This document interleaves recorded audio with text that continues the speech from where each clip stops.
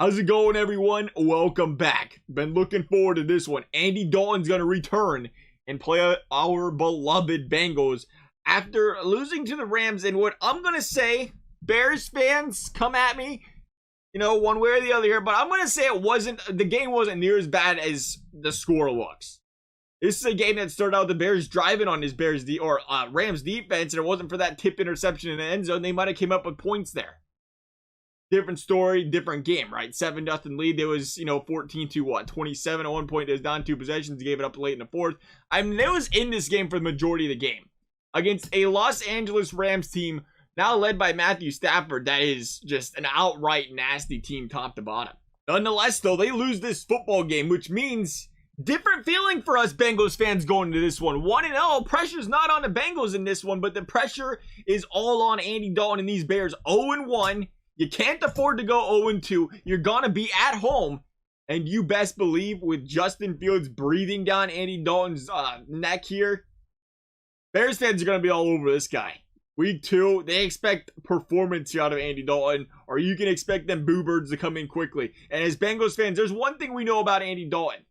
He can get a little bit flustered when things aren't going his way there. And you see him kind of get frustrated with things. The other thing we know with Andy Dalton, though, is he does have a good tendency to get rid of the ball quickly when he needs to. Understanding that, I don't know what to think of this Bears offensive line. I hear some Bears fans say it was absolutely terrible last week. Other ones say it was solid. From what I seen, which I didn't see much of the game, but from what I did see, they seem solid. I mean, you have to keep in mind, this is the Los Angeles Rams. They may or may not have the best defensive player in the league on the opposite side there in the trenches in Aaron Donald.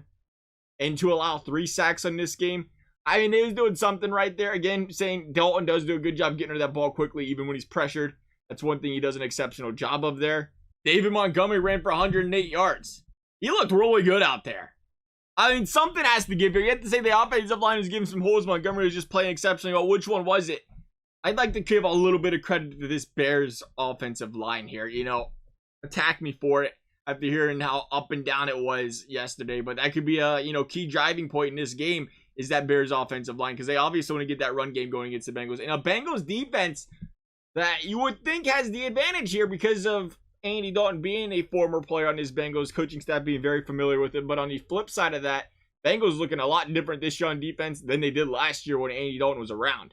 Bengals got some guys that can really attack the ball this year. Then they got guys that can't tackle still like Eli Apple. But hey, it is what it is. You have to work with it sometimes, all right? Looking like trending up for the Bengals defense after last week. I think the Vikings had a lot more weapons on offense than these Chicago Bears do right now. When you was Gordon Thielen, Jefferson, Dalvin Cook, dealing with those guys. And the Bengals defense did a more than exceptional job of containing those guys, with the exception of Thielen there in the end zone. I tell you what I want to see out of the Bears here, though. They got to jump ahead early in this one, I think. I don't think there's really another option here. First of all, you jump ahead early, you force the Bengals to play more aggressively. And if they don't play more aggressively and they stay play conservative, you have a chance to really open up this lead. Second of all, you're playing at home. Again, you're going to have that fan base behind you. I do worry about how that's going to affect Andy Dalton. If they start struggling, first couple of drives, the panic sets in. Again, they're down, or they're 0-1 to start the season. You don't want to go 0-2, especially when you're the Bears going up thinking, hey, this is a Bengals team we should be able to beat.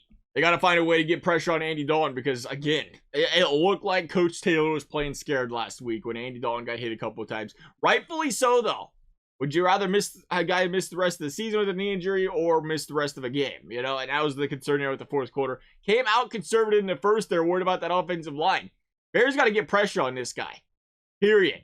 But if you're the Bengals, you got to love going into this game, don't you? Defense played outstanding in week 1. It really did. They gave up 24 points, but a defense that you didn't really expect out of since from last season. We've seen a lot of different things in this defense last week. They got to the ball. They attacked the ball. They made big tackles. We've seen it on the screenplay, some short passes. They broke some balls up downfield. They looked exceptionally well last week. And most importantly, they got to the quarterback. We're going to figure out what this Bears deep offensive line is all about. This defensive line did a more than exceptional job of getting to the quarterback, something the Bengals struggled with mightily last season. I want to see that play again this week. I want to see that same energy going up against these Bears. Rattle these guys early. I think this is a team you could really start to gain a big lead on here if you don't get too conservative, if you fluster them. I get that feeling from the Bears. I could be wrong. Feels like it could be panic time, though. Week 2, you start to fall behind against a team you feel like you should be. Absolutely. And I'll tell you what I want to see. I want to see Joe Burrow run some no-huddle offense, get some control of this team, because let me tell you what, when that happens, this Bengals team rolls.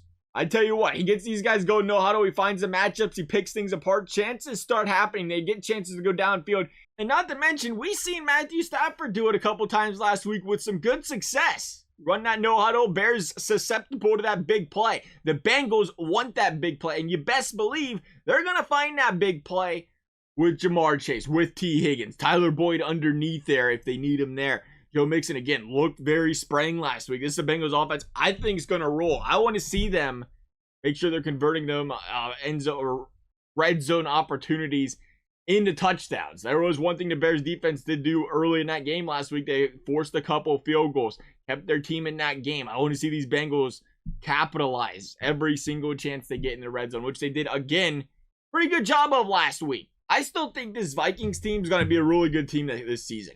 I'm not sold on the Bears. I am sold on the Bengals winning this football game, though. And I'm going to say road game? Let's go Bengals 30. Bears 20. And a 10-point win. Love your guys' thoughts. Thank you guys for watching. We'll see you next time.